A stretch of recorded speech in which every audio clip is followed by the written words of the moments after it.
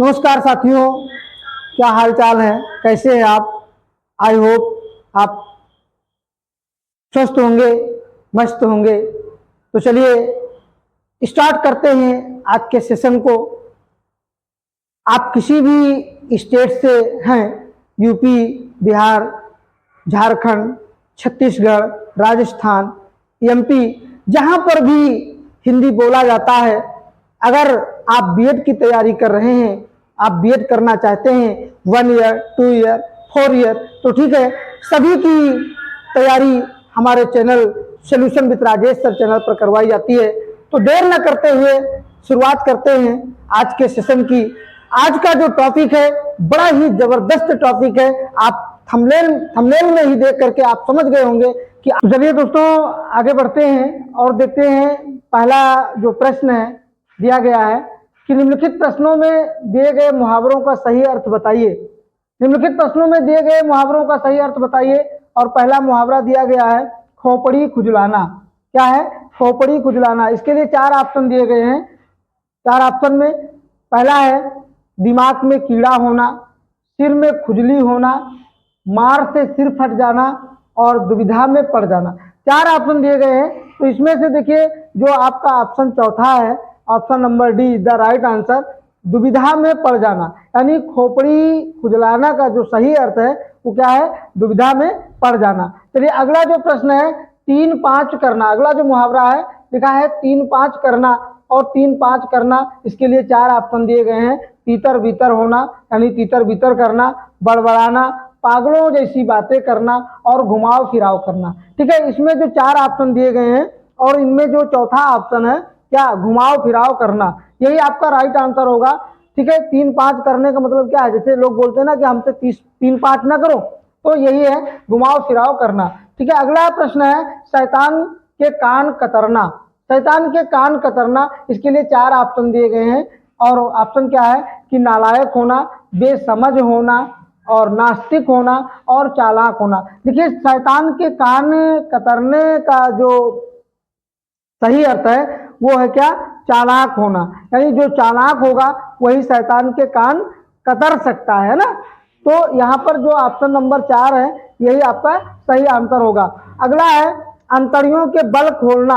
अंतड़ियों के बल खोलना, इसके लिए ऑप्शन दिए गए हैं आराम करना, भूख मिटाना, प्यास दूर करना और अपना भेद प्रकट करना। तो यहाँ पर जो चौथा ऑप्शन है अपने भेद को प्रकट करना, यही राइट आंसर होगा। चलिए अगला प्रश्न है कान काटना। अगला मुहावरा क्या है? कान काटना। 4 ऑप्शन दिए गए हैं कटखना होना, कटखना होना, चतुर होना, मूर्ख होना, विनम्र होना। 4 ऑप्शन दिए गए हैं। तो यहाँ पर जो दूसरा ऑप्शन है चतुर होना, है ना। कान काटने का मतलब क्या है? कान काटना। तो जो चतुर होगा वही जो है किसी कहते ना कि भैया फला आदमी फलाने के कान काटे हैं। कान काटने मतलब क्या है? चतुर होना। ठीक है, अगला प्रश्न है अगला मुहावरा है तलवार की धार पर चलना। क्या है? तलवार की धार पर चलना। देखिए इसके लिए ऑप्शन दिए गए हैं क्या? पराजित होना यानी नुकीला होना, पराजित कर देना, ईर्ष्या करना, कठिन कार्य करना। यहाँ पर जो 4 ऑप्शन दिए गए हैं, चौथा ऑप्शन क्या है? कठिन कार्य करना।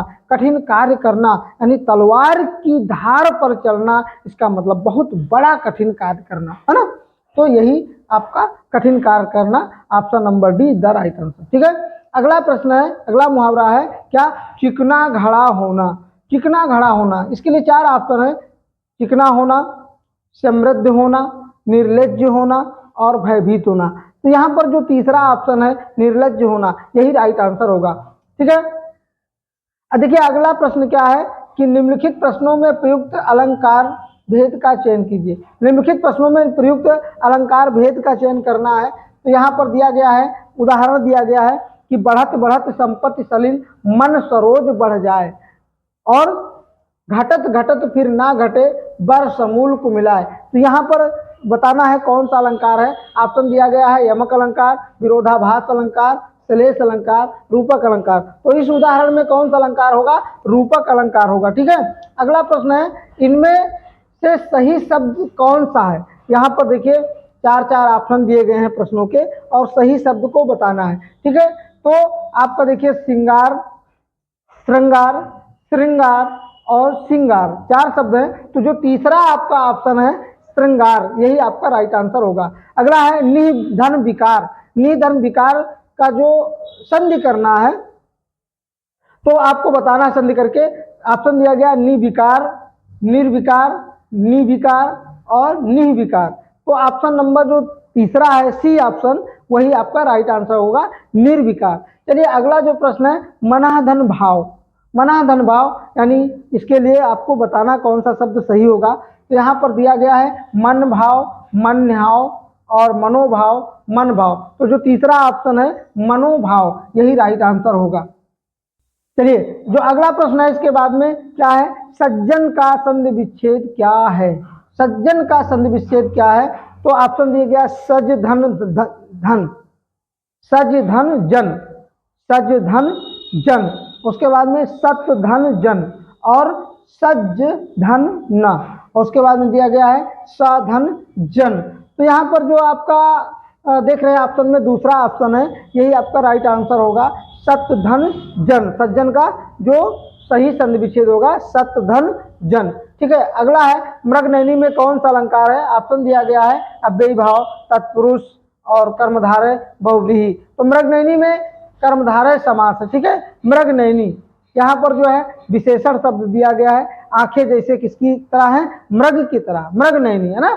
चलिए अगला प्रश्न है पंचवटी में कौन सा समास है। देखिए जिसका पहला पद संख्यावाची होता है वो द्विगु समास होता है, यहाँ पंचवटी दिया गया है तो यहाँ द्विगु समास होगा। ठीक है, अगला प्रश्न है प्रत्येक प्रश्न में एक वाक्य दिया गया है, प्रत्येक प्रश्न में एक वाक्य दिया गया है, पूरे वाक्य के लिए एक शब्द देना है, प्रत्येक के 4 विकल्प हैं, उपयुक्त शब्द का चयन कीजिए। ठीक है, यहाँ पर अनेक शब्दों के लिए एक शब्द बताना है। ठीक है, प्रश्न है यानी आप वाक्य क्या दिया गया है कि वह भाई जो अन्य माता से उत्पन्न हुआ हो, वह भाई जो अन्य माता से उत्पन्न हुआ हो, उसके लिए एक शब्द क्या है। ऑप्शन दिया गया है सहोदर, औरस, अन्योदर, दूरस्थ।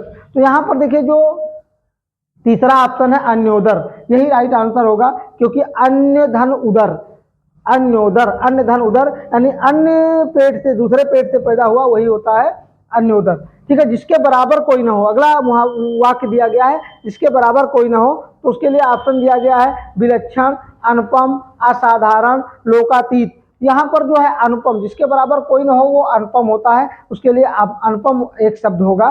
ठीक है, option B is the right answer. अगला प्रश्न है गोद में सोने वाली स्त्री।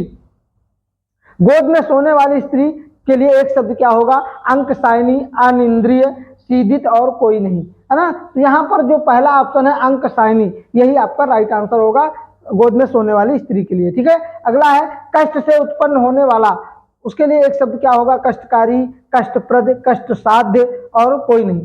तो यहाँ पर जो कोई नहीं ऑप्शन है, क्योंकि इसमें जो तीनों ऑप्शन दिए गए हैं इनमें से कोई उसके लिए उपयुक्त शब्द नहीं है, तो कोई नहीं ऑप्शन सही होगा। ठीक है, अगला है कबीर की भक्ति का स्वरूप क्या है। कबीर की भक्ति का स्वरूप है क्या है, निर्गुण यानी सगुण भक्ति, सूफी मतवादी, वैष्णव मतवादी और निर्गुण।